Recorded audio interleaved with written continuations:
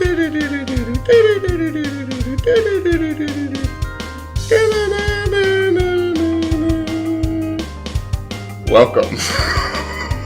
You know we have an intro song. Well, you know what I was trying to do? I was trying to do that after Mario, like when you win in Mario, in Super Mario World. Okay. And then it dawned on me, like, oh, no one talks after that. It just goes beep, beep, beep, beep, beep, beep, beep, beep. Yeah. Then I was going to start doing that. I was like, you know what? I'll just make eye contact with Vince and see what feels good. Hi, welcome to Nerdy Neighbors. I'm Zach. It's me, Vince. Welcome to Nerdy Neighbors. This is a podcast that us two nerdy neighbors do, where we talk about nerd stuff. There's a blanket spoiler warning. Whenever we're talking about, we're going to talk about in-depth. Or as in-depth as we can. So, this is our first recording back from a little break. Break. We might turn bi-weekly just because of my schedule. I got to talk to Vince about that. I meant to do that pre-mic. Yeah, scheduling itself is rough, but we'll figure it out and we'll keep the... Stick with us, neighbors. Yes. We will keep everything pumping out as we usually do. We start every week with news. Do you want to go first? Sure. Okay. I'll hit on a little bit of news. We got some new Marvel series that were approved for... I think they're going to be animated by Marvel and then released on Hulu. Anything about those? What? Yeah, so we're going to be getting a MODOK series. Oh, I did hear about this. Yeah. MODOK is supposed to have Patton Oswalt associated, which I think is a perfect choice. Cool. Cool. We got Hitmonkey. Yeah. Tiger and Dazzler, and then Howard the Duck, and then they're going to team up in Marvel's The Offenders. Yeah. So neat. Yeah, one little bit of bit of news. I wonder if it'll be like Adult Swimmy or if it'll be like Bugs Bunny-ish. I'm assuming more Tex Avery than Rick and Morty. Right. Although one of these shows is supposed to have one of the writers for Rick and Morty associated. I can't remember which off the top of my head. See, that's what I mean. Like a Howard the Duck cartoon, you're really missing out on an opportunity if you don't at least make it PG-13. Exactly. Which you could say maybe Tex Avery is. Anywho, like I would say, like maybe like push more towards the. Yeah, I'd want to watch that. Something to watch. Yeah, I agree. In addition to that, Jared Leto put out an Instagram post, a Morbius Instagram post, which is less news now that I think Isn't it Mobius? Mobius, whatever it is. Okay, you correct me. Yeah. But that's set to be released in 2020, which makes me wonder if Jared Leto's going to have any role in Suicide Squad 2. Oh! The Suicide Squad. That seemed ominous for a minute. I was like, are you going to blow up the world? Or kill Jared Leto? I don't know if he will survive the impending doom. Not even so much. It's just like, let's say that in 2020 it might be hard for him to find some parts. Or his parts. I've officially taken on the role of Joker. I want DC to know. Just Jared Leto Hunter. Yeah. The Valentine's Day week, the news broke. Rian Johnson's Star Wars trilogy is over. He's walking away. And then 3 hours later, that was debunked. Yeah.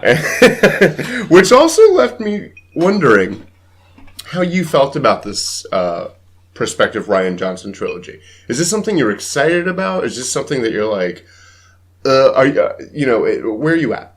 So I like Rian Johnson. Mm-hmm. I like him a lot. I think that he ran into an issue with his most recent Star Wars project in that he continuously set up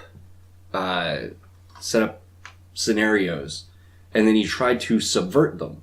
In this new project? No, in the one in Last Jedi. Yeah, in Last Jedi. Yeah. Okay. I felt like it was constant, like setup, subversion, Right. setup, subversion, but there was no definitive payoff. Like I saw it coming, but it was awesome. Sure. Yeah. So my only worry is that will continue to happen. Mm-hmm. But that's the shtick. I have a lot of faith in Rian Johnson. He doesn't take crap from the fans, which honestly, at this point, you have to have that. Like, you have to have that part of your personality. Yeah, that bulletproofness. Yeah, he sticks up for what he does because he was picked to make this movie. Some random guy on Twitter was not picked to make this movie. So, Oh yeah. That's how I feel about it. I'm down for a Johnson trilogy. Yeah. I'm down for it. I have no expectations, which makes me even more excited for it. I know a lot of in fandom in general, people have things they want to see, right? And so they start kind of, if you will allow me, shipping for it. Mm-hmm. Oh, I want to see a Mandalorian War. Ooh, I want to see the old Republic. Oh yeah, I'm not in that camp. Okay, let's see what they get. Yeah, exactly. Because like people doing things does not subtract from your ability to imagine different things happening, and right. You have an entire world out there that's just waiting to hear your specific story. Write it down. Tell people. For me, I'm in the middle of excited. When I first heard the news before it was debunked, I went, "Oh." It was kind of like me going, "Man, no balls." Yeah. No balls over there. And then when I heard, like, no, guys, that's not true at all. I feel like the no balls comments kind of started when James Gunn got kicked out, but. I'm glad. That's exactly. I'm glad that's where I'm going. Just it was instantly, yeah, we're done. Because if he left, it's like, that's creative difference. That's Edgar Wright stuff. Mm-hmm. We could have gotten a cool movie, and now we're going to get the echo Edgar of one Wright Star Wars movie. I would love to. It would be a smuggler movie, and you know it. That's my Boba Fett movie. Yeah, right there on the pilot that nobody will hear. Oh yes! Oh my goodness, could you imagine? Yeah, we got to revisit that. If you don't have any other news. The Punisher and Jessica Jones got canceled. Yes, that happened today. That's Jones fresh news. Hasn't had a third season yet. It's already done. But they did film it. Yeah. They just haven't released it yet. Yeah. It's just crazy to me. Bob, we knew that this was happening. We put it on vinyl. Yeah, pressed it. Yeah, wax. There it is. There we go. I'm sorry, I was like, it's not vinyl, man. But yeah, we knew this was happening. We saw this. Any less of a bummer. Yeah, but that's true. But we saw the grave getting dug. Yeah. A while ago. A lot of people with shovels there. Yeah. We saw the caskets getting built. Yeah. My last bit of news. Sure. Excuse me. On that show, The Gifted, that Bobo X-Men show. Yeah. They did their own version of the Mutant Massacre. Are you familiar with the Mutant Massacre? I'm familiar with the Mutant Massacre. I didn't know that they did it. Yeah, they just did it. They, I haven't watched it. It's fascinating to me to do the Mutant Massacre without the chief characters. So really, they also sort of just did it in spirit. Mm-hmm. Because kind of the big things that happened in the Mutant Massacre, I would say, is Doug Ramsey's death, Archangels de-winging, angels de-winging, and the kind of like the dispersing of the Morlocks, the culling and genocide of the Morlocks. Yeah, exactly. The only thing they really did was the genocide of the Morlocks. A chief character does seem to get killed, but I think it'll be one of those things. Right. And I don't know, I just felt like it was newsworthy. Like, I'll tie that with, did you hear who's playing Professor X on Legion? No, who's playing Professor X on Legion? It's that gentleman who played Viserys on Game of Thrones. Oh, really? Yeah, which I see it. Really? Yeah. And I know you're not much of a Whovian, but he's also kind of in this episode of David Tennant's Doctor Who, where, I don't know. He does. It's not so much that he. It's not so much that he reminds me of Professor X. He reminds me of the actor who's playing Legion. I can't remember his name, but it's gonna work. Okay. I'm looking forward to it. Yeah, that's fine by me. Yeah. It's different. That's it. Yeah. That's it for news for me. Yeah, that's it. That's all I got. Umbrella Academy is on Netflix. Have you been watching that? Do you recommend it? The first 2 to 3 episodes. I think we got like midway through the 3rd episode. Yeah, it's fine. It's good. I'm curious. Yeah. Enough. Yeah, I was watching it with Liz. Liz is a big Gerard Way fan, so figured we'd watch Who's Gerard Way? Gerard Way. He's the singer from My Chemical Romance. He also wrote Umbrella Academy. Oh, is he in it? No. Oh, no. She's just a fan. Yeah, she's just a fan of his. I'm also a fan of her. I like My Chemical Romance. I think Kelly does too. That bad 90s, early aughts music. I don't think it's 90s. That's early aughts. Early aughts, right? Yeah. I'm saying, I run the gamut. Don't you dare infringe on my decade. Listen. With that My Chemical Romance. No, I don't know enough about it to even I just don't know anything about it. That's it for news for me. Yeah, that's all I got. Where do you want to go from here? Do you want to do my news segment? Sure. Okay. Guys, I thought of a game. And I sort of told Vince about it, but I'm going to explain it. I'm learning this for the first time, as much of you are. He got an idea that something. He got a vague text. All right, so we're gonna call this game "What's Vince Applying to?" And the goal of the game overall is, after a series of questions, Vince is going to guess the nerdy organization that he is applying to. Now, when I say nerdy, I mean that it is from some kind of Marvel, DC, or just some nerd thing. Some nerd thing. And now here are some interesting handicaps I would like to ask you. Sure. Because this is so blind and based on the logic of a madman. I can't see. What happened to me? What happened to me? Would you want some handicaps? Like, for instance, before we start, would you want me to say, oh, this is from Marvel, or this is from DC, or this is from... Huh? Let's do a dry run. I want to go into it. Okay, fine. 0 Dark 30. All right. So, here's the other wrinkle that I need you to. As much as I want you to come at this with. Is your organization from 0 Dark 30? No. Am I applying for the U.S. government? So close, then. Okay. Osama. Okay, gotcha. Osama. I don't know. Remember that scene? Yes. So weird. It's my Chris Pratt impression. Oh, weird works, tangent. 100%. Has he completely flipped for you? Like, were you at a point in your life where you're like, oh, I really like Chris Pratt, and now you're like, I have never gotten to the point. I still like Chris Pratt. Oh, really? Chris Pratt's allowed to go to a church. Look, it's not. I'm sorry about this tangent. It's not that he keeps getting parts or that he's too handsome or anything like that. It's this weird Christianity thing that he's been doing for the last year and a half. Every chance he gets, that grades against me. And it also, I'm sorry not to be like a conspiracy theory guy, it also really started happening once he got divorced. Like, I feel like he's a guy who slept around, got divorced, and is mea culpaing by, like, humping a Bible and being like, Jesus, Jesus, Jesus. I mean, that's his thing. Look, he's it's still just a fantastic actor. It's this weird thing I'm projecting on him. I don't know that he is. And what? He's lost his You don't charm. think that he's a fantastic actor? I don't know that he is. His comedic timing is ridiculous.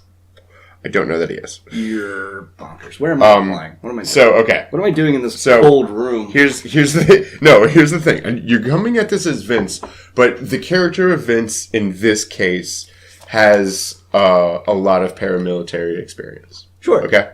Yeah, just like regular Vince. Oh. Okay. Yeah, perfect. Everything wraps up. Is that why you're always... I need a sit rep. Is that why you always need to face the door? Yeah, exactly. When we do these podcasts. Constantly looking over my shoulder. And you're always telling me to close the blinds. That's why I always have this loaded gun. Okay. So we're starting the game now. If you will, later on when you're editing, and I hope keep all this in, give me some fanfare. Let's play Where's Vince Applying? Okay. All right. You walk in the door. I walk in the door. You sit down. I sit. Take a seat. Great to see you. All right. Same. First off, this opportunity. We're great to hand it out to people like you. First off, you have a very impressive, let's just call it resume. Yeah, your that's what they CV. And to work here, we just need to know if you can you work well within a team? And what we mean by that is, it's not that we're not looking for leaders. We have our eyes on the ground for that. But you don't need to go out of your way to lead. In this organization, we believe the whole is greater than the sum of its parts. And we need to know that you're a person who can really commit to the team. Are you familiar with the concept of dotting? No, I'm not. It's an artistic practice where somebody will take a single point and they will dot out a portrait or a picture that's made up of millions of these tiny individual dots.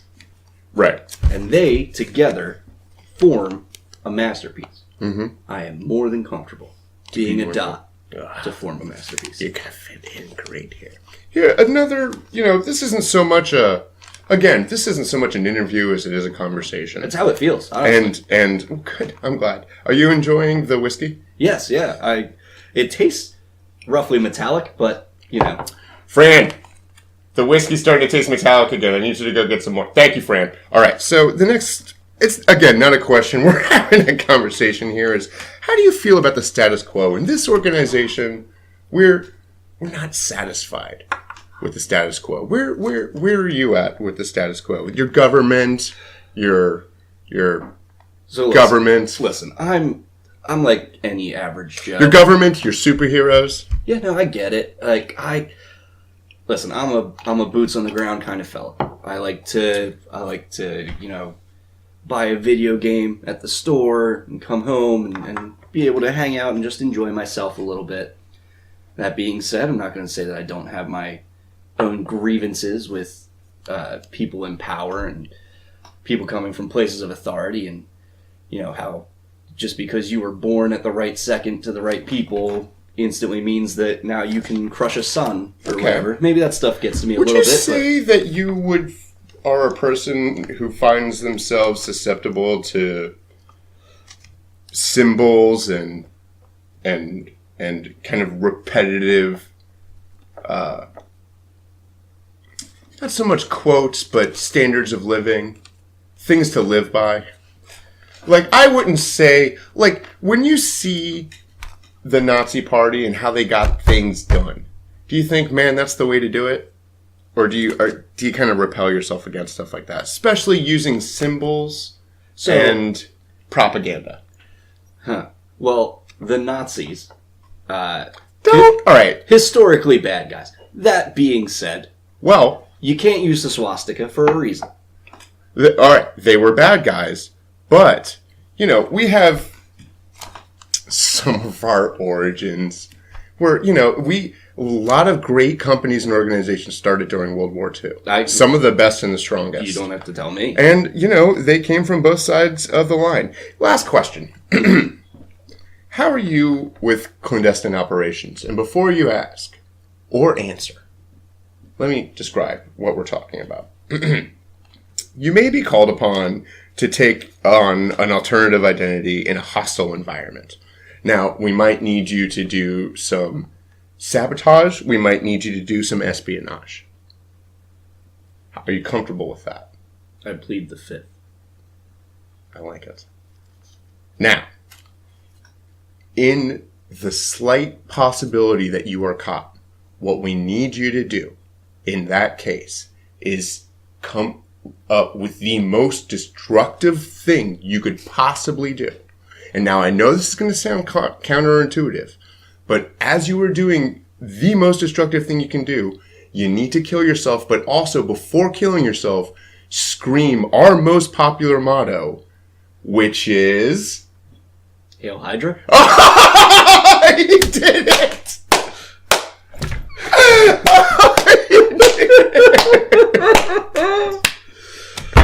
And that's how you play Where's Vince Applying?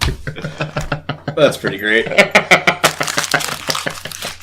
I was going to ask you how you feel about wearing green. Yeah. But I stayed away from it. Honestly, maybe subbing that out for the Nazi thing would have probably done it. I know. I had it at the gun. I had notes about symbology, and then I'm so drunk. The status quo thing I was like really on and off about. I was also playing around with mentioning the fact that we also worship lizard people. Yeah. But I was like, you don't know how in depth I went with. Well, also in the comics, they're kind of like, yeah. That's not as important as the World War II stuff. Listen, Zach, I don't apply anywhere just willy-nilly. All right, that might become a weekly thing, my friend. That was fun for me. I'm very glad. I had fun as well. Was that good? Okay, cool. Okay. All right, Zach. Fun and games aside. What's this week's topic? This week, we're diving back into the exciting world of Titans. DC's Titans. So last time we talked about Titans, we talked about episodes 1 through 4, which I believe ended us on Doom Patrol, because I hadn't seen the Doom Patrol episode up until that point. So this episode, we're going to briefly go over the 5th episode through the end of the season. Briefly. Just sort of... Briefly. discuss our thoughts and what we how we feel about the show as it was given to us. Guys, after our last show, we talked a lot about how we set the table too much. We're going to streamline this baby, and we're going to try to make this a more interesting conversation for people who, like he and I talked about when we came up with the idea of the show, know what we're talking about, so we can have a shorthand with. Exactly. So that being said, let's do the 5 through, is it 11? That's a great question. Or 8? I have 8 episodes. Yeah, it's 8. Yeah. So, oh wait, was the last one you watched Doom Patrol? Is that 4? So Doom Patrol is the first episode I watched preparing for this. Let's just go 1 through, the entire series and give a score of 1 through 5. Rapid fire. Okay. I'll just need to look up the first 3 episodes. While you do that, a big thing for me in DC lore is, if you've listened to the show, you know this, Dick Grayson. I love Dick Grayson. He's one of my favorite characters. One of the things there are a couple of things I like about Dick Grayson, and I thought of 3 of them that really, for me, are defining things that make a Dick Grayson. Like, things that if you don't do, I would argue, you're not really doing Dick Grayson. This will be married to my Lex Luthor conversation that we will have one day. Do you have the episode done? I do All right. indeed. So before we talk about Dick Grayson, let's rapid fire through the series. Sure thing. So, episode 1, aptly named Titans. I would say 4. I would also say 4. Yeah. I think it's a very good place to start off. We learn a decent bit about Dick Grayson. We learn a bit about the other I remember having key issues, players. but being like, I'm on board. Yeah. I'm ready. After that, we have the Hawk and Dove episode. I very much like the Hawk and Say Dove episode. 4. I'll say 4. Yeah. I'd say 4. I enjoyed that episode. Yeah. I mean, if we're going by this scale, like 5 has to be something that I would continue to watch repeatedly of its own volition. Yeah. That's sort of what I'm gauging as. Yeah. And not because your partner was like, I want to talk about this. Yeah. So episode 3, we have Origins. This is where the convent comes into play. This was not a huge episode for me. I'd probably give us a 2. Yeah, 2 for sure. Yeah. And then we have, starting from where we left off last episode. So we have the Doom Patrol episode. I would say 3.5. I'd say 4. Yeah, I very much like this. I like the whole. I'm going to Doom say Patrol. 4. I enjoyed this. Even Brendan Fraser charmed me more than I thought he was going to. Oh my goodness, I'm so happy that he's working again. It's so nice. Like, he was America's goofball for the longest time. Oh, he's from Canada. Well, whatever. He was America's goofball. I don't care where he's from. Canada's goofball. Yeah, regardless. I've very much enjoyed him in this. I liked the little bits that we got between Raven and Beast Boy. I like that a lot. I liked Negative Man cooking. Yeah. The professor guy it was a very effective episode. I actually am going to Have you seen stay Runaways? with 4. Yes. Okay. The Chief's medical laboratory. Yeah. It looks like the same set as where the parents sacrificed the kid in Runaways. I don't think it is, because Runaways is shot in LA and Titans is shot in Canada. Well, that makes sense. Yeah. Yeah. No. I looked into that because I keep seeing Battlestar Galactica people on Titans. Moving on from there, we have the episode Together. Remind me? That has the training montage scene. 3.2 for me. Yeah, I wasn't too big on this. Is this the one There at was the a lot hotel that ends with him Exactly. putting on the Robin suit? Yeah, there was a lot of wonky editing. Yes. And just not great storytelling. So Yeah. I'm leaning closer to 2. I remember feeling a lot of the time, like, why isn't he just coming out? Yeah. I don't understand what he gets out of not telling them. Yeah. It Especially doesn't do if he's anybody mad any at good. Dad. Exactly. Yeah. And you've seen everybody else do their thing. Yeah. So. These aren't people who are going to advertise. I just don't, other than the, like, programming, which is what I think they were trying to communicate. Wouldn't you agree? Yeah. That it's like, oh, Bruce programmed him to not tell anyone. Except for it kind of felt that Hawk way. and Dove, I guess, knew? I don't know. Maybe they were together when Batman was teaming up with Yeah, I'm Whatever, gonna I'm not gonna rescind my 3.2 and give it a 3. I'm going to give it a 2. After that, we have that's also, by the way, the episode where Dickfire happens. Pardon me? Dickfire? Oh, right, of course, yes, okay. Dick Grayson, Starfire. All right. I don't know what else you could possibly think I meant by that. Sure, well, I thought you were accusing me of something. Application left me all itchy. The episode after that, we have Jason Todd. I love this episode. I did not at all. Really? Okay. Really? That's cool. That's cool. It's a 2 for me. That's 4 for me. Okay. I very much like that episode. I should be taking notes. I love that Jason was just so excited to meet Dick, and like all the little digs at Dick being the old version of Robin and everything like that. It was just... I enjoyed that to a point. Both these actors are rubbing me the wrong way. Yeah, I mean, this episode does have Dick Grayson just straight up leaving a dude to die. Not a great look, but you know, if that's the universe that this story is being told in, fine, whatever. Right, that's the buy-in I'm having a hard time with. Yeah. So, moving on, we have the Asylum episode. That's gonna get a 2. it's going to get a 2 for me too. Everything about that episode was wrong. It shouldn't have been done that way. Yeah, It closed out Dick Grayson's like dark, conflicted story. Or in at a least weird way. Or at least it should have. yeah. But then it just continued happening. So I don't get that. And I would say missed opportunity, and I would say kind of a broken cliche, this kind of, it just, even naming your goddamn episode Asylum. Yeah. Like, it just, yeah. you know, but also missed opportunity. You named it Asylum. And you didn't show Arkham. How? Well, not even just that, man. Like, we didn't learn anything about anybody. Not really. Nothing. Yeah, no. We just learned that Dick Grayson hates himself. Surprise, surprise to anybody who hasn't been watching the show. Right. Whatever. The episode after that is Donna Troy. I like Donna Troy. I don't like this episode. Yeah. I'd probably say 3, because it wasn't actively that Yeah, bad. 2.5, because it has a moment that I want to really point to. Yeah, there was some wonky, like, CGI with the way that she jumped over that truck that I felt was unnecessary. Like, you could just have her do parkour like Dick's gonna do. Whatever. And then the episode after that...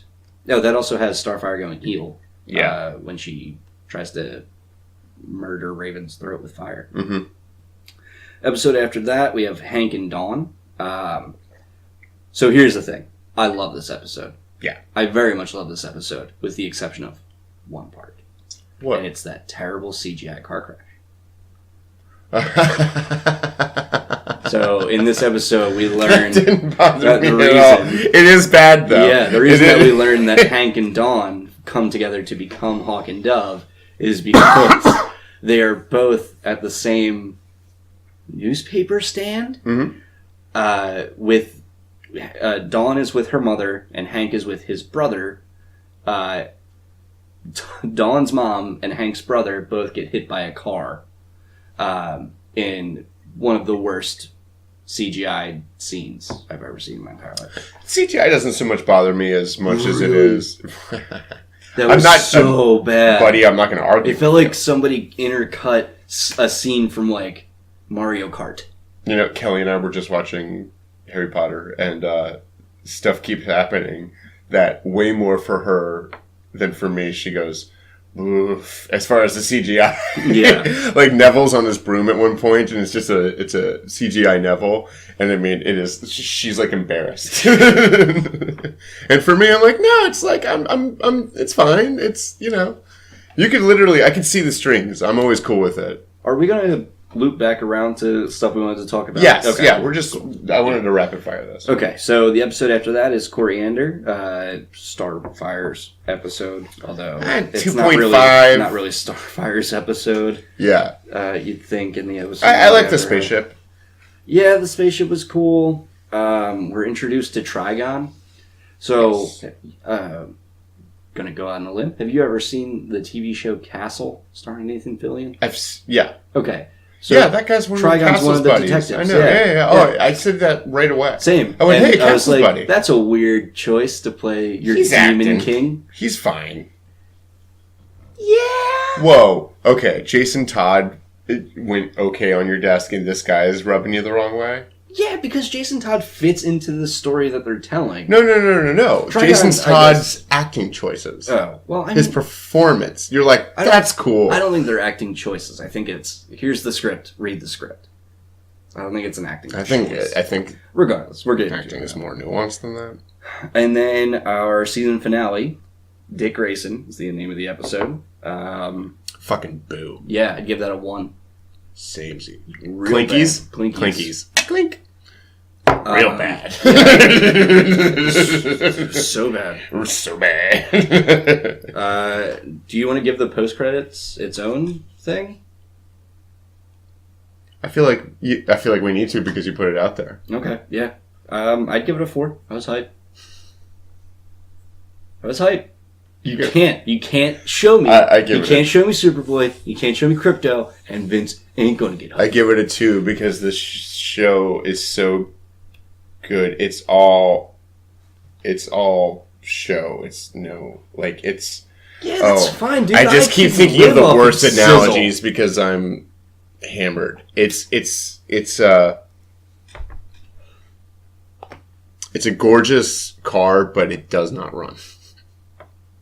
Yeah. So, like, you can bring people by the house and be like, check it out, but, like, it's really not going to take you anywhere. Alright. So, I think that by the way, I went with that instead of a fake boob analogy, which for me is progress. Yeah, honestly, we're moving in the right direction. The whole actual reason that I started this podcast was to get you to stop mentioning fake boobs. It's working. It is. Alright, so what I'm gathering is that neither of us were the biggest fans. We had our standout episodes. I'm proud of you for being a little critical, by the way. Yeah. I was expecting more 3s and 4s out of you than... So I wasn't expecting any 5s. I knew better than that. Yeah. The way I see it is, I never want to be so big a fan of a thing that I actively hate it. So I will try to find the good in things when I can. I'm not blind. I do want to be a writer when I grow up. So you do have to sometimes look at a thing objectively and say, okay, objectively that wasn't as good as it could have been. And that's sort of the issue that I found myself in going over Titans. But do you want to hit on some... Well, I think I'm in the exact same camp. It's not that I hate the show. It's that I am saying I don't think they're doing a good job with the show. And I think there are some key things to the source material that Akiva Goldsmith... Oh, folks, our Akiva Goldsmith episode's happening. Behind me, you don't know it. Vince and I have been working 4 weeks. There is an insane... We had to throw out the chalkboard. It's just all over my walls and my windows. My fiance is pissed, but me and Vince are on a mission. We're keeping the red yarn industry intact. Both of us have quit our jobs for surviving on coffee and cigarettes, and we're just digging deep on Akiva Goldsmith. Just fueled by our Akiva Goldsmith rage. But I'm in the same boat. Yeah, it's not that I actively hate it. I'm not mad. I'm disappointed. Yeah, and part of the reason I asked you about Dick Grayson and your 3. So what would your 3 characteristics of Dick Grayson be? Did you by any chance jot that down, or can you rapid fire that for me? Give me 1 second, I will find those for you. Here are mine. Right, is that he's a lighthearted guy, despite. You know what I mean? And whether this is a coincidence or whether this was done very much on purpose, he is the gray sun. You know what I mean? He's the... Oh my goodness. The Dark Knight is the... I need a second. Oh my god. That was so on the nose. I know that there's somebody in a writer's room somewhere who's just like... He gets it! Batman is the black man. Yeah. And then Dick Grayson. Well, dude, I'm sorry. No, it's not anything to be sorry about. It's so accurate. Yeah, on point. If you're not doing that, there's a way to do Haunted, and there's a way to do Tainted, and have it be compelling. And I want to point to the Wonder Girl episode. Yep. Because when they go to the museum thing and he just can't relate with people, like, it's not even hashtag that's not my Dick Grayson. Like, dude, I don't know if you know who this guy is. Like, he's the guy that makes Bruce relatable. Like, that is the thing that you, not just you as a writer can't take away from him. That is the thing the world never took away from Dick Grayson. All right, I'm going to give you a bit of fanfic here. What if the reason Dick Grayson is like this is because he hasn't gotten to that point yet? I knew you were going to do this. So... Whatever, we're getting off track. No. What are your other two characteristics? So, lighthearted. Lighthearted is one. And, like, altruistic to a fault. Like, we're not talking about a Peter Parker type of guy. Right? And, I mean, like, of course, it's comics. Things ebb and flow. I'm sure there are times you nerds can point out and go, oh, he hung up the mask and stuff. Right. But not as much as the process of becoming Nightwing was an act of defiance against Batman. Right. It wasn't... okay. It's not just that it wasn't painstaking. I would argue that it shouldn't be. I would argue that it is... for that character, what makes sense is for that to be a very organic choice for him. Right. So this, so first is lighthearted, and the second is like this kind of like this lack of confidence. Okay. This lack of sense of self. When I say confidence. Yeah, no, I can see that. You know, and it's not me just going, he's not laughing, so he doesn't know himself. Like, this Dick Grayson that we are presented with really doesn't just based off know who he is. Yeah. And I mean, like, again, I would really argue what made the child Dick Grayson work in the Batman books is that, like, you just couldn't get the kid down. Yeah, he has that sort of, like, wonder about him. Yeah, he's the boy wonder. Yeah, exactly. Okay, and the third thing is, and I would argue that this is different than lightheartedness, is sense of humor. I see, when I say lightheartedness... Okay, so are you talking about the Titans character has a sense of humor? No, I'm saying these are the three things that I think if you don't have, you're not really doing Dick Grayson. Oh, okay. I may have misunderstood the assignment and may have given the three characteristics that I think of when I think of the Titans. Oh. Dick Grayson. Well, I can vamp for a minute. Or you can... That's fine. You know. I can... Yeah. I've been around... The Dick Grayson Robin long enough that I can probably pull a couple things out. Yeah, and you can ignore a lot of the shit I'm saying so that you can think of stuff. Because I'm wrapping it up here. Sense of humor is different than lightheartedness in that, like, when I say lighthearted, it's probably not the best adjective. But I say a guy unaffected by the darkness. I say a guy who is, I would maybe even argue, immune. Right. Yeah. Right? He's the light that creates the darkness that Batman... does his whole deal. Like, the joke of, the brilliant thing of Ultimate Spider-Man Peter Parker is that he is joking when he is terrified. Yeah. And I would argue that Dick Grayson is joking because he's never terrified. Exactly. He is at home, up in the air, free-falling.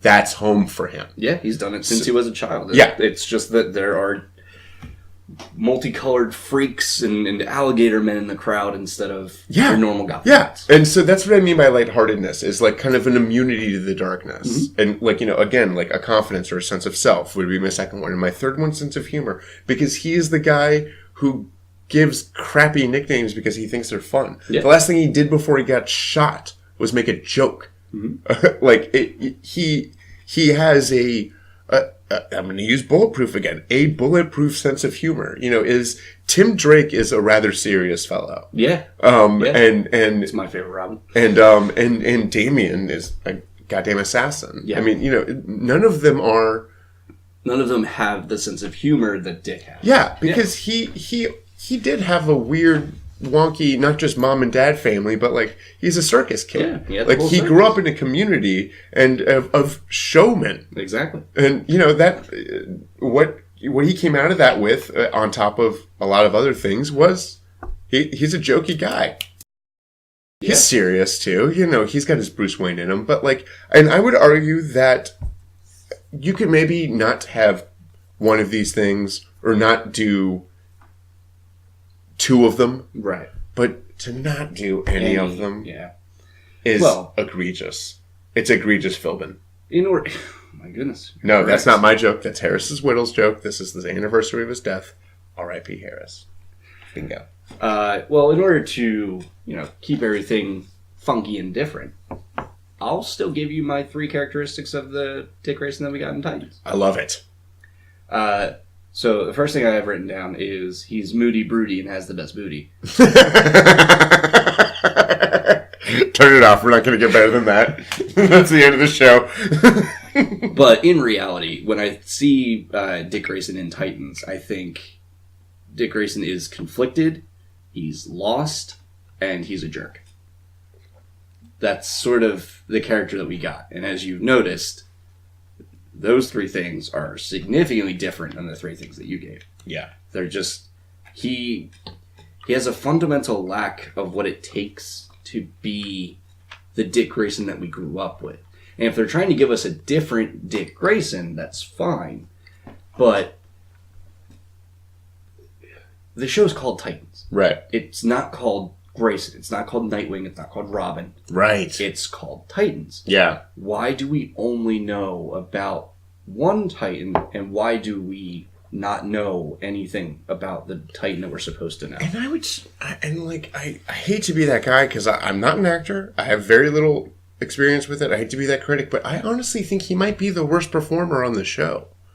I know he's given the toughest stuff, buddy. I know he is. I know it's tough to be like, look, you gotta be brooding for 8 episodes. You always have to, Mm-hmm. I understand he's given the toughest stuff, but, there's truly something not compelling about it. There are times that I would argue everyone's kind of giving maybe a lackluster performance, or, maybe I would argue it's the writing or whatever, but for him the most, I kind of go, boy, it really, of course, Beast Boy is given charming stuff to do. Yeah. So it may be easier to Especially go, oh, come on. During the Doom Patrol episode, he's just being so quirky and charming. I know, and he's wonderful. great, but I would even argue him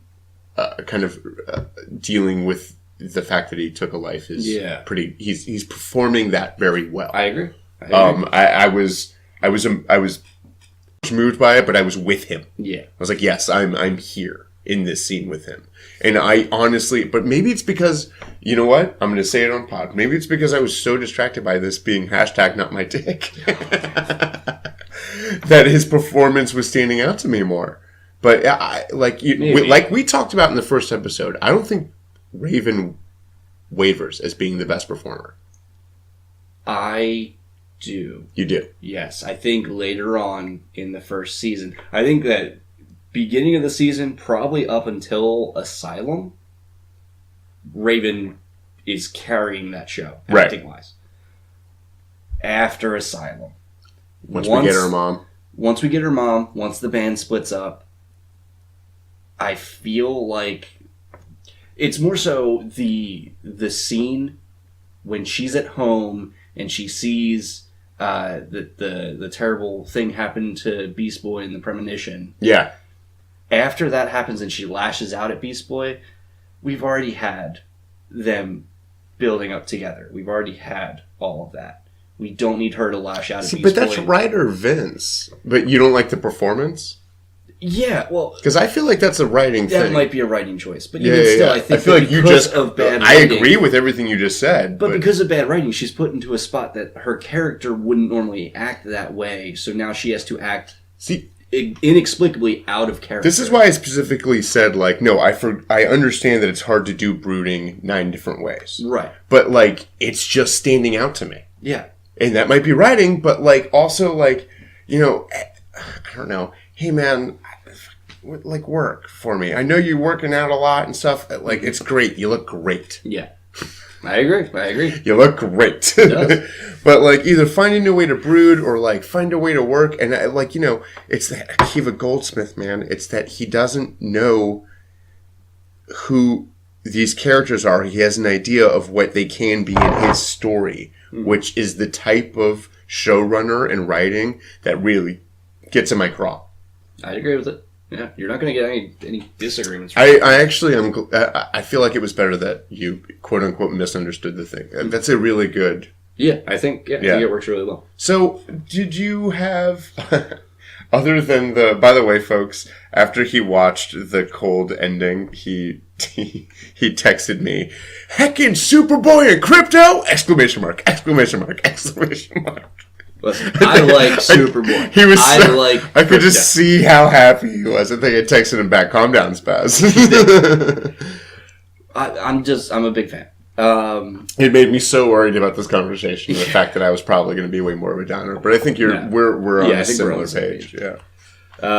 Who stands out to you as the two best performers? Best performers. Yeah. For me, I would say it's the ladies. It's Raven and Corey, and Logan's a close second. And I think Diana was really good, too. And I'm sorry, actresses, for not knowing your name. You mean Donna? Donna, pardon me. Yeah. Donna. Donna. But my top two would be Corey and Raven. And then... Can I give a pass? You can pass. Okay. Absolutely. I don't think I'd like any of the acting. I don't. Even Corey, who I think is crushing. Yeah, even Corey. Oh.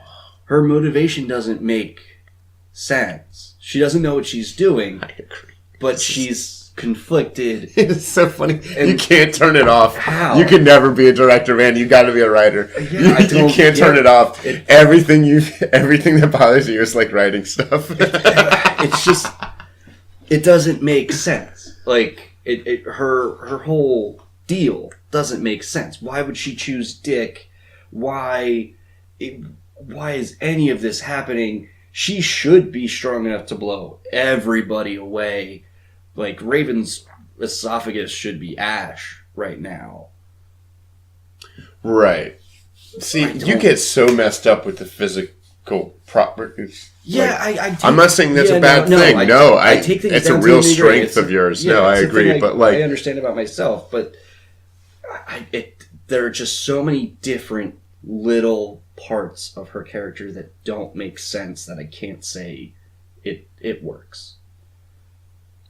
You're not wrong. You're not wrong. But I think she's performing well. I think she's... There's something to me that is very charming about her character and her laissez-faire, like, hard-knuckle attitude towards things.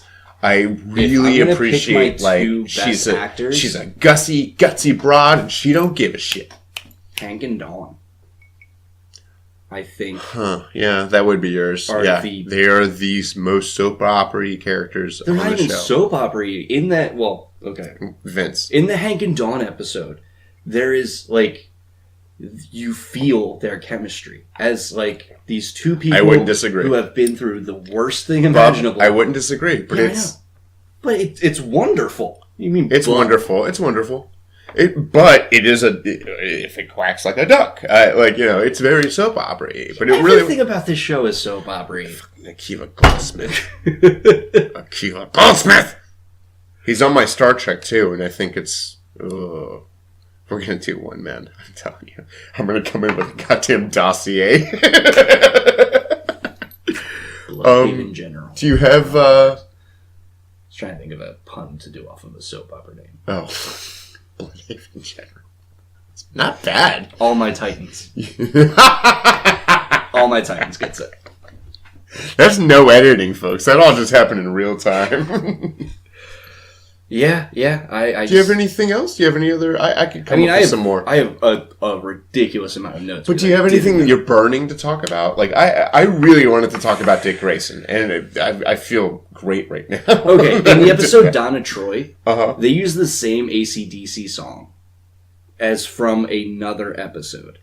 Or it might be that very same episode. Yeah. And that was off-putting. I didn't notice it. Not that it was bad. I applaud you for noticing that. But yeah, it was that's just amazing. Like, I didn't know if that's the theme that they were going for. Oh, we paid for it. Yeah, exactly. Like, that's awesome, man. I love knowing stuff like that. I very much like the fight between Dick Grayson and Nick Zuko, the melting man. Yeah. I like that fight because Dick just demolished him. Yeah. Because of course he would. Yeah. Like, Nick Zuko is, he's a scarred goon. Like such a weird filler thing. It didn't feel like it informed anything. Yeah, me neither. I just like that they were consistent in their... Like, of course, this dude was trained by Batman. Yeah, that's awesome. That's awesome. I just, like, I was just so thrown away by, like, what are we watching right now? Yeah. Yeah, I can't really think of too much else. Those were my big things. Was like, oh, hey, how'd you feel about performances? How'd you feel about Dick Grayson? Yeah, how'd you feel about Batman? Final episode, Dick Grayson. I wasn't disappointed because my hopes were not up. Did it at all remind you of the episode of Batman the Animated Series? Or the new Batman Adventures? It absolutely did. It felt that way, But I kept wondering if it was because it was up here because we talked about it. Right. I was kind of in the same boat. Like, am I just connecting this because I very much like that episode? So, asking me is, like, the worst person to ask. Yeah. You're asking the only person you do a podcast with. Yeah. No, I get it. But I definitely felt that. But it was, like, again, Bobo that. It was like, oh, that, but if it was really bad. Yeah. And it was also like... Batman tries to kill the Joker, fails, and then does it. And I would say... Why not just do it? There's nothing special about a nerd watching a dream sequence episode and knowing 20% in, oh, this is a dream. Exactly. All of us knew. Yeah. But there was still something so tedious about it. Yes. About the entire thing. I don't know why they put him with Dawn.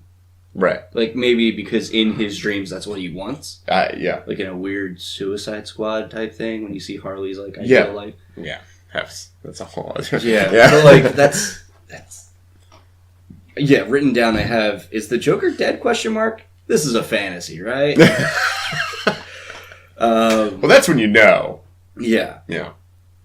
Yeah. No, everything about this last episode was so bad. I have an orgy of Easter eggs written down because when they're going through the asylum.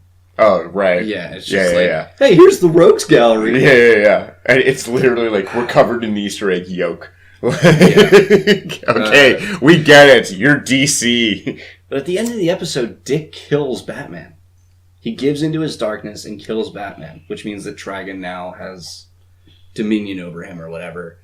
But, like... No, so don't even get me started on that because of my earlier three things. Of his lightheartedness, his, immunity. I don't buy that scenario. I understand, give me something else that... He shouldn't have gone rogue. It should have been him at the last minute deciding not to kill Batman. He gets pulled out of the fantasy, and now he has to fight Trigon, and he loses the fight in Trigon with...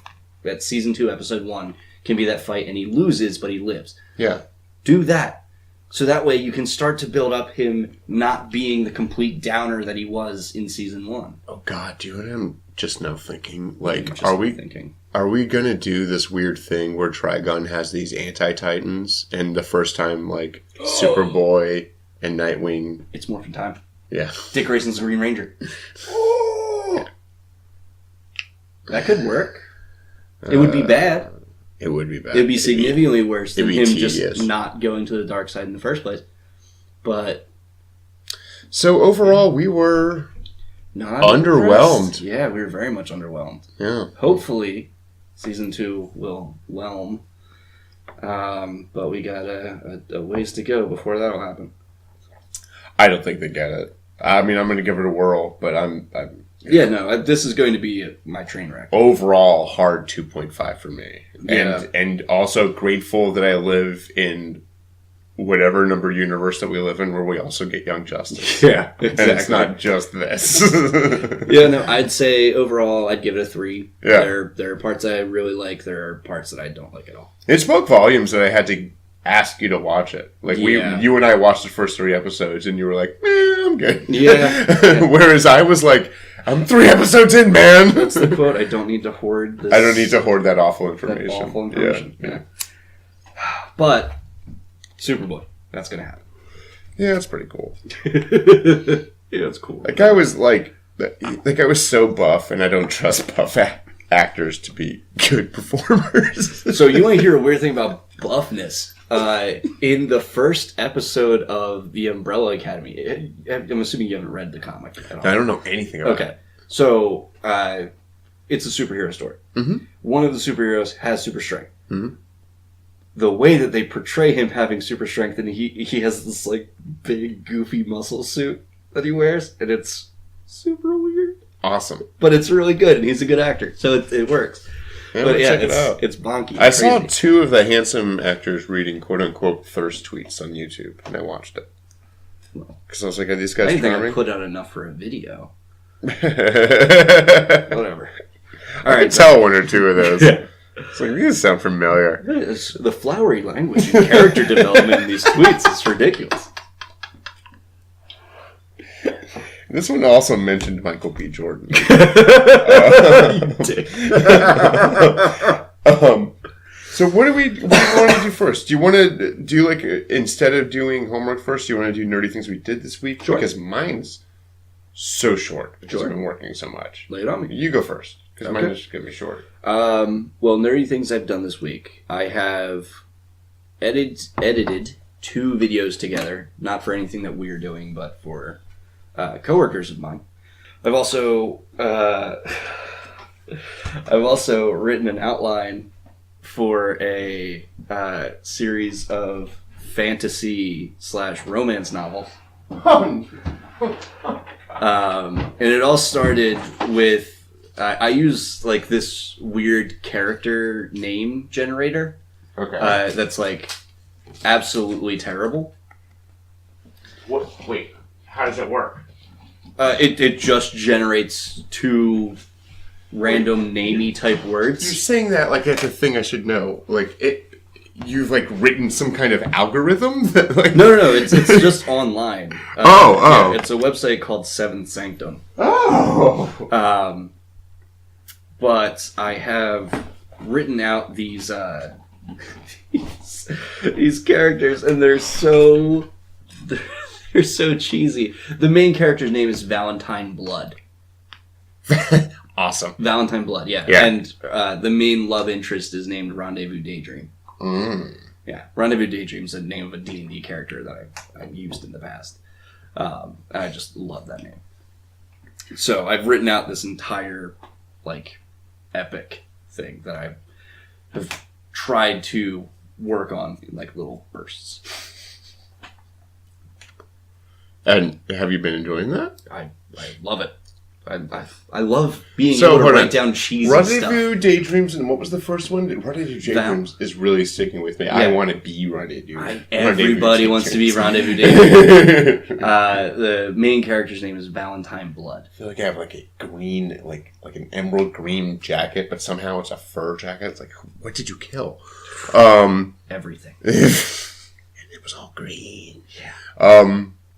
I haven't done much nerdy stuff. I've been playing a lot of Vichy games. I've been playing my Battlefronts. Mm-hmm. My brother got me the sequel to Red Dead Redemption, and that was such a slow beginning. And I'm still not convinced that I'm good at it, but I have also hit the point where I can't stop playing it. I've also been playing a lot of Tetris. Nice. Really? On your phone or like on your computer? On my Xbox. Nice. Yeah. Just sinking hours into it. People are trying to get me to play that Apex Showdown. Apex Legends? Legends. Yeah. I don't. Downloaded it, played the tutorial, played my first match, didn't see anybody until I was one of the last, 9 people, died instantly. Not my deal. Yeah, those things aren't my jam. I get too anxiety ridden. Yeah, to enjoy it. I've played Fortnite before, and I have not. As we've talked about before, I've played Overwatch, which is a game that makes you want to kill everything. Yeah. But yeah, I just don't think that's my bag anymore. Nor for me. Yeah. Still crushing Brawlhalla. I honestly, if I didn't have a crew of people I didn't play Battlefront with, I wouldn't play. Yeah. Yeah. Nerdy things. Nerdy things we've done this week. Yeah. All right. Oh, you know what? I want to plug real quick my buddy Furry Chief. He has a YouTube channel. Just type in Furry Chief. The logo is a Xbox avatar of a Heath Ledger Joker. Okay. And it's our crew's Battlefront clips, and it's a lot of his specific tips for specific players. He's really good. Huh? He's a complete loser. And despite how much he plays Star Wars, a pretty good dad. That's good.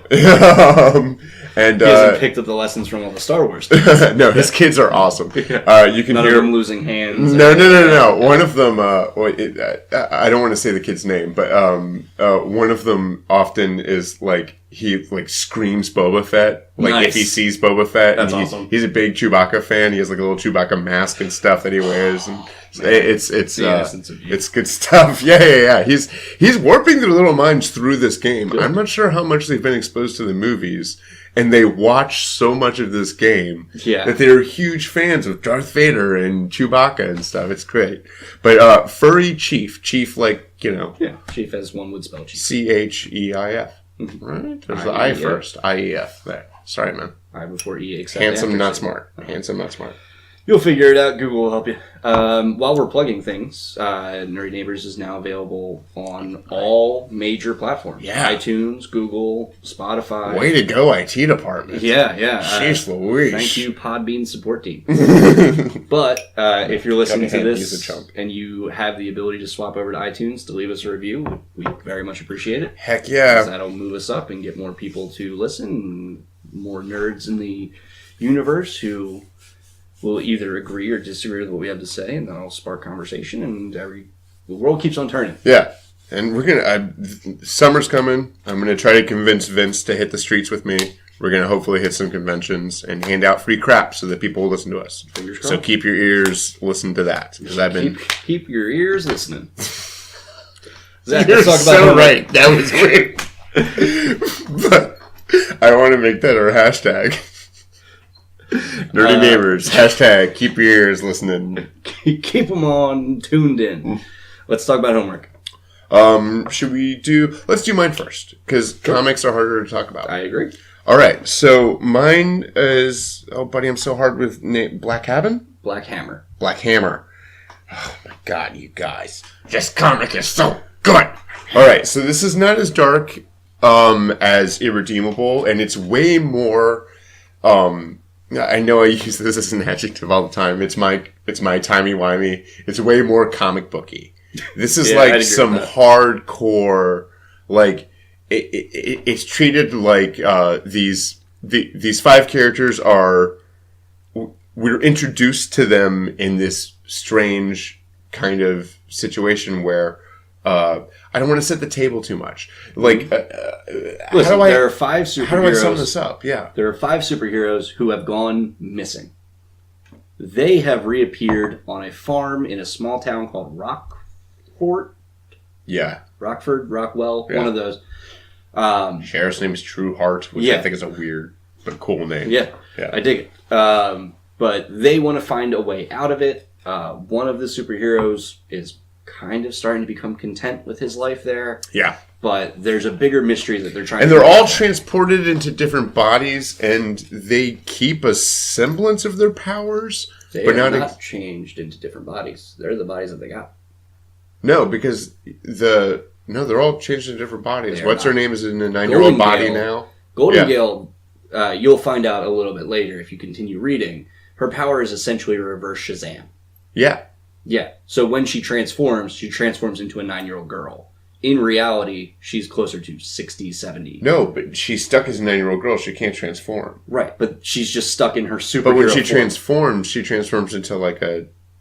She's not a reverse Shazam. When she transforms into like a 15-year-old-ish. Yeah. No. Now she's stuck as a 9-year-old. Right. So, Golden Gale. Yeah. And Gale. Yeah. Are 2 separate entities. I know. Right. So Golden Gale is always a 9-year-old. Always a 9-year-old. Has been a 9-year-old since she got her powers at the age of 9. She is... Golden Gale is 9. I reversed that. Yes. Okay. Gale continues to age as a normal person, except for when she's Okay, but Gale. What's his name? Barbalian.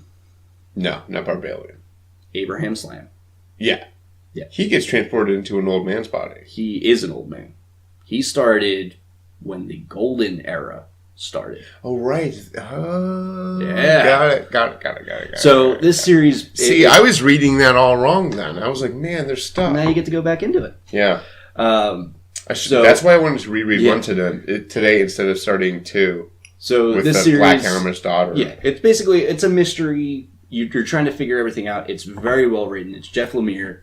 It's art's great. It's wonderful. Very emotionally evocative. It's almost Mignola-esque. I agree. Yeah, that's very, very cool. It's quickly becoming one of my favorite comics. It's kind of a noir book but it also is doing a thing that I think Vince and I are particular fans of, which is like it's playing with the cliches and it's playing with it's deconstruction. Yeah, that's what it is. Like, it's strictly up and down. Deconstruction, but it tells a fantastic story. Okay, of the 5, do you have a favorite? Oh, definitely.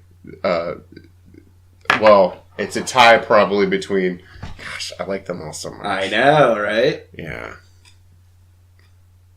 See, you kind of strike me as an Abraham Slam fan. I am, but I really like, what's her name? Gail? Yeah. Yeah. I think Gail is probably the best character to follow. Yeah. But every one of the characters. Well, I like a strong, well-written female, man. I really do. I'm always on board. She's a 70-year-old woman in the body of a 9-year-old. Yeah, and like she's 55. 55. Yeah, she has all these people constantly talking down to her. Like, it's gotta be exhausting. And 9-year-old who smells like gin and cigarettes. Exactly. Well, I'm glad to hear that you liked it. Yeah, I loved it. So and I'm reading as long as so the first. I gotta refresh though. I read it 2 weeks ago. Yeah. So there is a weird thing. The first 2 volumes are listed under Black Hammer, and then the third volume is I got on board. Listed under a separate thing. Yeah, okay, I saw. Yeah. Okay, so let's talk about my homework. Big Trouble in Little China. All right. So real quick, I asked Vince to send me 2 emojis because I couldn't wait. I wanted to know how he felt about it. Zach asked for my impression of Big Trouble in Little China in 2 emojis. By the way, when you use is it that or do I say emoticons? Well, emoticons I always saw as like colon and parenthesis. Copy. Emojis, like the picture. Bingo. Thank you. So I sent him a box truck and then a picture of an arrow pointing north right. Yeah. Or upright. And I was so delighted by that answer because I did not know what to make of it. So when you asked me for my impression in emoji form, I immediately started scrolling through my emojis and I went to 2 that I figured probably don't mean anything. Which unfortunately is sort of my impression of Big Trouble in Little China. No! I should have gotten you when you were 10. Yeah. I watched it twice. Unfortunately, it's just not my bag. Which is a real shame, because there are a lot of parts of this that, like, invoke the inner Mortal Kombat lover in me. Oh, yeah, Mortal Kombat stole from this left and right. Oh, yeah. Oh, yeah. But Raiden. The movie kind of just felt like it was a live-action cartoon. Yeah. Yeah, not... And Kurt Russell is not the hero, the Asian guy is. The fact that you have to say the Asian guy and not the guy's name is, well, I don't know his name. Issue. Isn't it Han? Well, the character's name? Yeah. Yeah. Han's Yeah.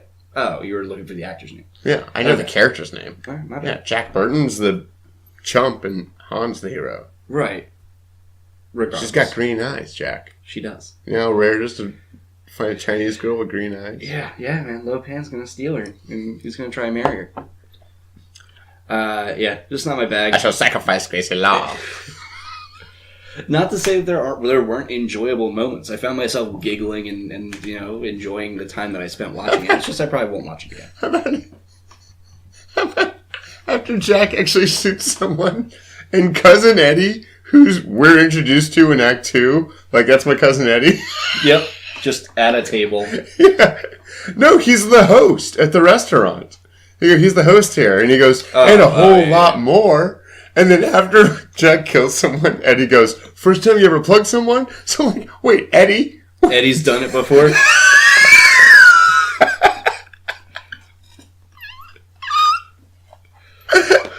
Yeah. Or like, when they're breaking into Lopan's place, and they're saying they're from the phone company, which they show by the fact that Jack is carrying a phone.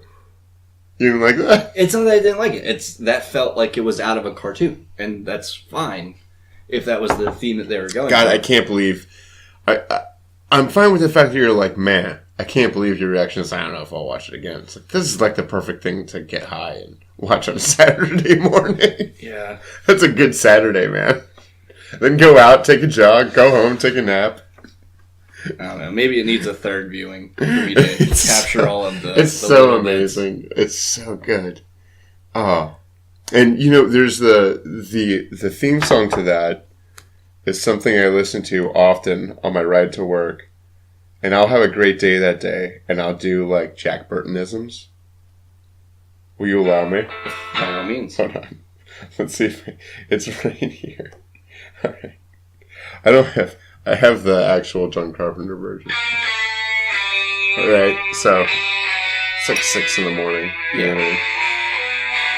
Or whenever you're listening to it. That's what time I'm driving into work. I can't fast forward. Do you go through like a whole... I'm not joking. I wish I was being ironic or doing a bit right now. This is really a thing I do by myself in the car. I'll be driving in the car. Like,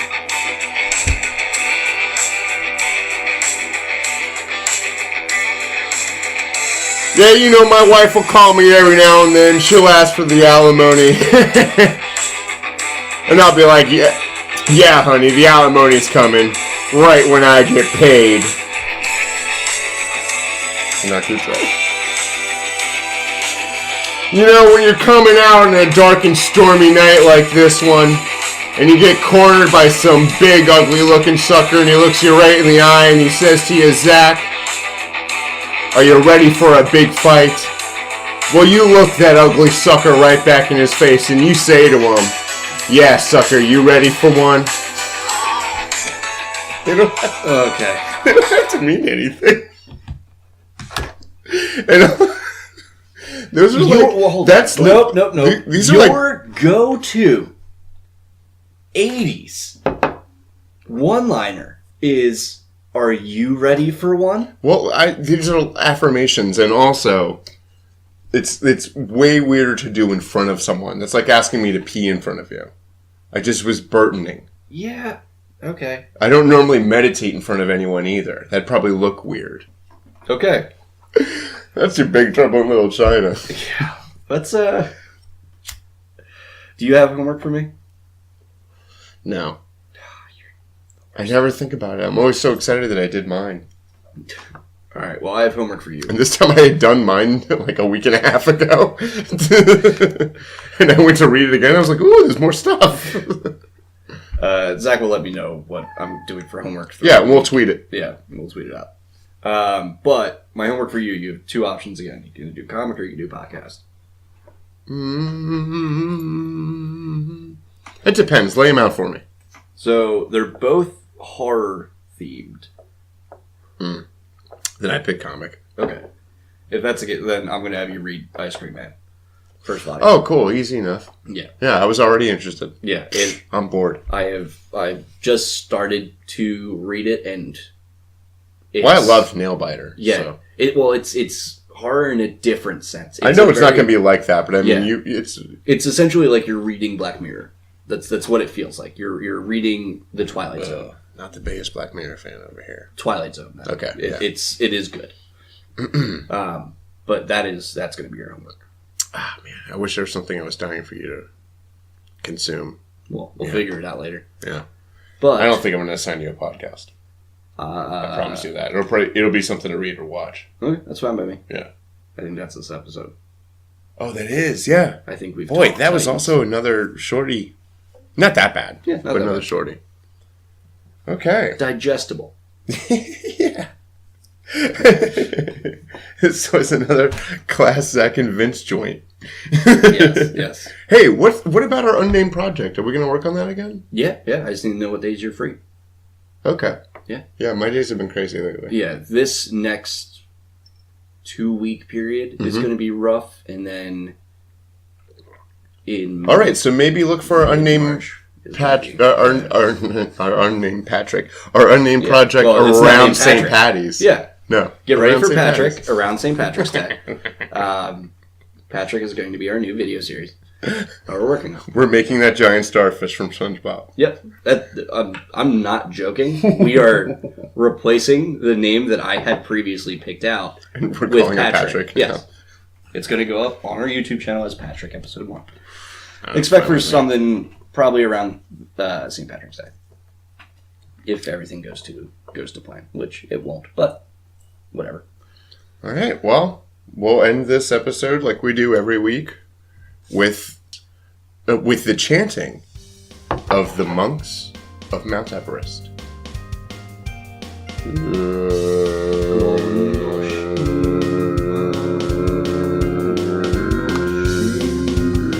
Oh shit, that's in America. You want me to try again? No. You sure? We're good. I can try again. We're Here we good. go. No, that's fine. You know, on a dark and stormy night like this one, someone will ask me, Zach, have you paid your bills? Well, you look that nosy sucker right back in his face and you just say to him, man, Reaganomics. God damn it.